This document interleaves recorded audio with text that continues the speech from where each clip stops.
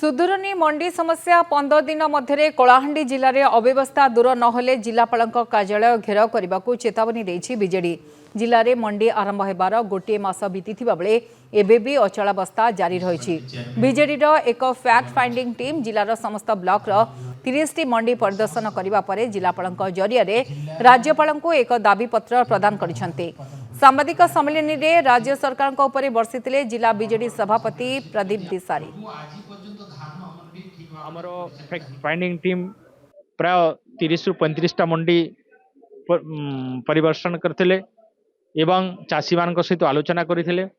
सेतिरे देखिबा पाइले जे अनेक मंडी रे आपण मानकर टोकन समस्या कथा कह जाऊ, धान ठीक भाव लिफ्टिंग होनी, मिलस ठीक भाव जाऊ नांती, गनी बैग रो समस्या अछि एवं आपनकर 5 केजी रु 7 केजी 10 केजी पर्यंत तांकर जो अधिका धान नौचंती ताकू नहीं कि आमे आज जिलापाल उद्देश्य महामहिम राज्यपाल को गोटे दाबीपत्र देचु एवं जनईचु यार तुरंत समाधान करा जाऊ। आमे 15 दिन समय मागिचु। 15 दिन भितर जदि सरकार यार समाधान करिवे नहीं ताले बिजु जनता दल जिलापाल ऑफिस घेरावा सहित रास्ता को लेब।